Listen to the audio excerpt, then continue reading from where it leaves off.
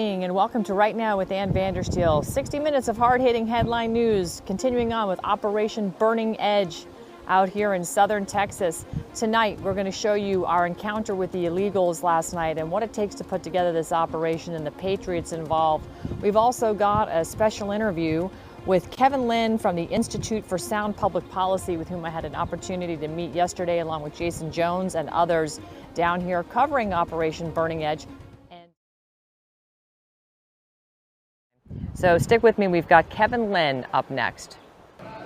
All right, guys, right here in McCallen, Texas, at Pancho's Restaurant, Border Patrol, law enforcement, cool people, a lot of the team from TRACA's here, as well as a lot of the people I'm traveling with on this border mission operation, Border Burning Edge with Michael Yan.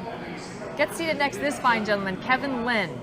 And there's a lot you've done around the world. You're kind of a nutbag, but I love it. I know. Well, I think we're a collection of nutbags here, don't you? I mean, this is the cream of the activist crop. If you were sitting at that table tonight with these outstanding Americans who are doing this because they love their country and they're desperate to save the republic, down here, you know, working all hours late at night. Yeah. I mean, I was up all night. I was in San Antonio early this morning working. I met a fellow by the name of George Rodriguez, and we went out to a migrant center that was run by U.S. Conference of Catholic Bishops, and we did interviews with people from Ecuador, people from Haiti, people from Venezuela. I mean, people are coming from all over the world. They are literally dumping them off. These centers are way over capacity, and they're here, Ann, as you know, because they're being invited in. That's right, they're being invited in. And as you saw in the open of the show tonight, I was at the airport yesterday in McCallen, and of course when I pull up, Customs and Border Patrol is there. And why are they there? Because they're bringing and delivering the merchandise that the cartels have smuggled in, because they're being told they're coming here for a better way of life. And so the immigration of illegals into this country is it's horrific. But what it's doing to the workforce in this country is equally horrific. Not only a lot of these people being put into forced labor, sex trafficking, etc., but they're also being brought in as replacement workforce for your jobs. And so the reason I'm actually bringing Kevin on right now is because he runs a nonprofit, and he's very interested in protecting workers around the world and from the farce that they're being told by being smuggled into this country. You run a nonprofit called Institute for Sound Public Policy. And you're here, you see what's going on a daily basis. You're friends with a lot of these Customs and Border Protection guys, you know them.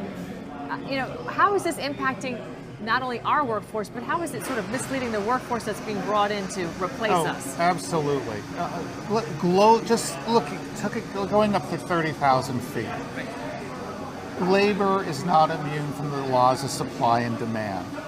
The more labor you bring in, the more it depresses wages, keeps people from getting benefits, and this is an old trick. I mean, between 1924 and 1965, the United States had made the decision to restrict and very well regulate immigration.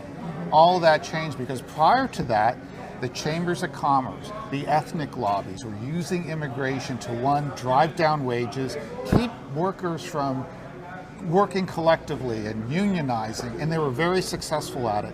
And that's why the populists, the progressive planks at that time, were pushing for restriction and better regulation. Right. And of course, the ethnic lobbies, no different than today, no different than we see with the Democratic Party, where what they're looking to do is bring in people that will bring them more votes ultimately. And this is the great tragedy, what's going on. Ultimately, this is going you look at just the numbers alone, just under the Biden administration, over 7 million encounters on this border, not counting the gotaways, and add to that the legal immigration, about 1.2 million a year. We are being flooded, and it's not replacement theory along racial lines. That's a myth. That's a bad meme, but it is replacement theory. What they're really trying hard to do is replace any worker in this country that has the expectation of a 40-hour work week. That's right. Benefits, vacation, a pension, safe working conditions. Bye-bye. And yeah, exactly, gone. Done. And I believe this decision was made decades ago. Of course it was. This is the long game of the progressive plan. It's a 100-year plan. It's right? and it's working. And it's working. And I think the main drivers, when you look at how it's been done, it's this always a push for efficiency. You know, look back to the 70s when we went to our farmers, where we had agriculture, communities of farmers that, you know, were sustainable, and right. farms would be handed down from one generation to the next. Well, the efficiency model hit, get big or get out.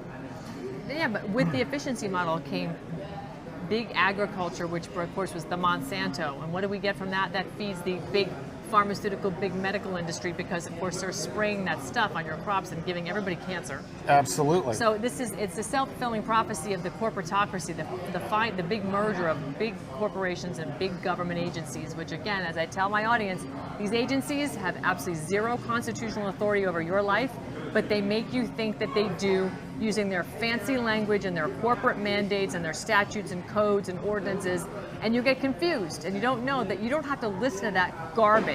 Sorry, continue. And we've just found out recently, when you look at Budweiser and other instances where you can vote with their dollars. They may not respect our vote at the ballot, right, but we can put them into bankruptcy. But let's take that efficient. So from agriculture, they saw what they could do. They moved into manufacturing.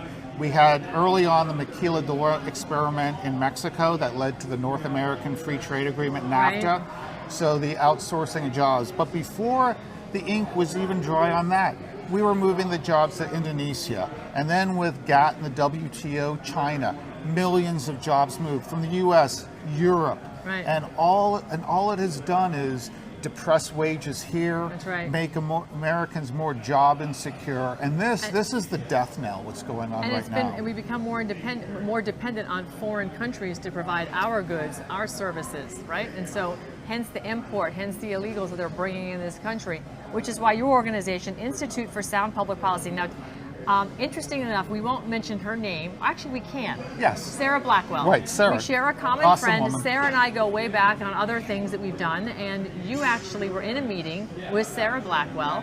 You were seated next to the President of the United States, which was Donald John Trump at the time. Tell us about the meeting, right, when it took place, and why were you called into this meeting? Right, it was August 3rd, 2020.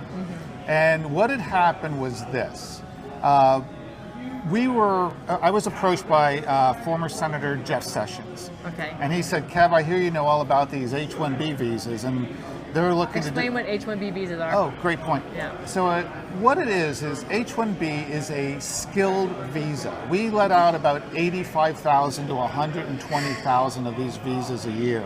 Now, ostensibly, it's to bring in skilled workers we can't find here in the U.S., but that's not the way it's used. It's used to displace American white-collar professional workers. Right. They did it at Disney, Abbott Labs, Northeast Utilities, SoCal Edison, hundreds of companies. What they do, then the loophole is this, because like I couldn't replace you for one foreign worker. That would be country of origin discrimination. Right. But what they'll do is they will outsource an operation like their technology department, their IT department, to an H-1B visa-dependent consulting company like Infosys, a Tata, an Ernst & Young, my old alma mater, Deloitte and Touche. And so legally, what happens is, like at the case of Disney and many others, to get severance, these employees had to train their foreign replacement to do their job. Imagine that. You're being told you come into work on a Monday, and by Friday, your guy better be trained because you're out. One woman, Dina, she was a database manager. She was called in. She'd been at Disney for 12 years, and she thought she was getting a promotion. I mean, because she was doing so well. And then they tell her this, and it's all, they don't care because they follow, again, this efficiency model.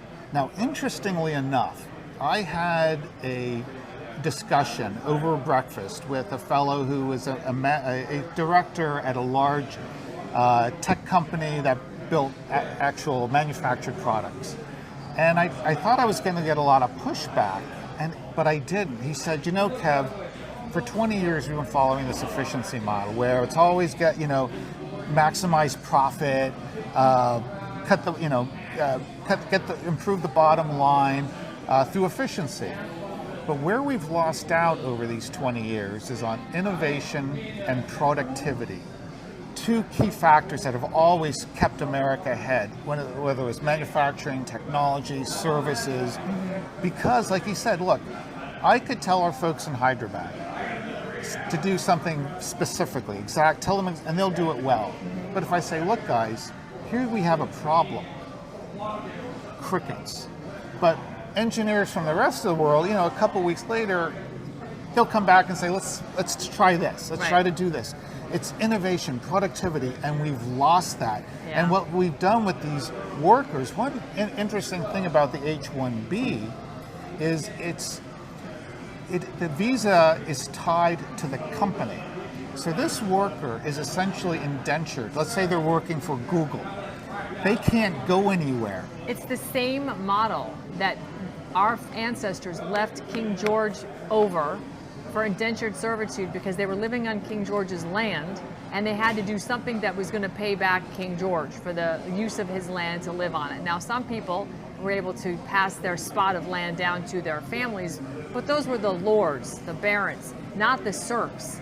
Those people were continually in debt. So they finally gave the Heisman to King George and came here. Yeah. And what are we doing? We're now importing that same model right here of indentured servitude to that corporation that has an H-1B visa outsourcing contracted company to bring these people in, and we're turning them into slaves again. Kind of makes you think the people in charge never really left. No, they didn't. They're the same people, it's just a different day, right. Different technique. Right. And so these workers come here, as we said, they work as indentured servants. Now they could leave, but what keeps them here is the H-1B is a dual intent visa. Right.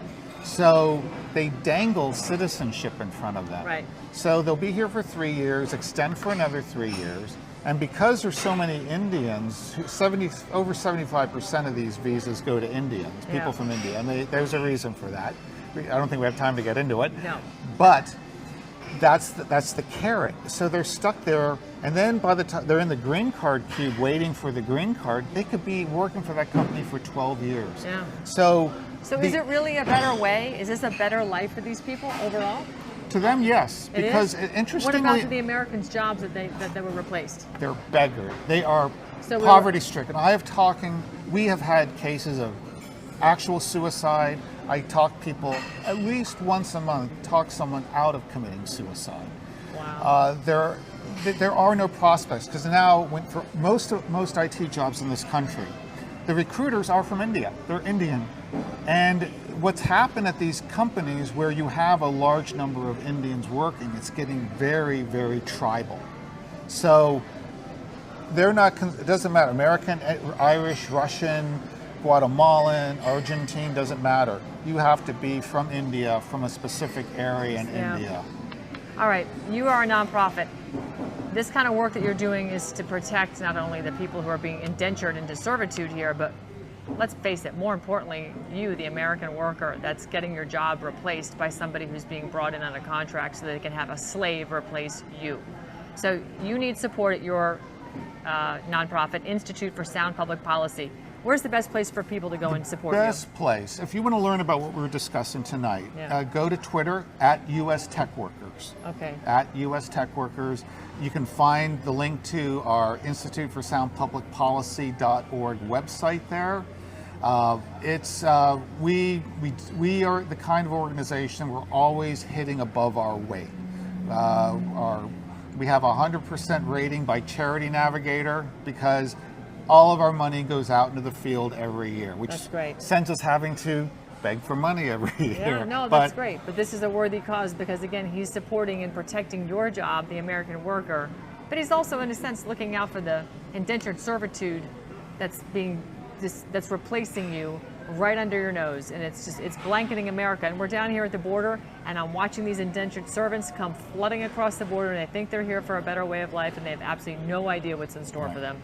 Well, except for the jihadis that are coming across. They know what's in store for them. Perhaps it's a suicide vest, perhaps it's a nuclear bomb. I have no idea what they're going to do, but we're hearing all kinds of crazy reports about these Club Ks. Mary Fanning has reported on that on this show many times about the Club Ks that are installed all over this country waiting for the signal.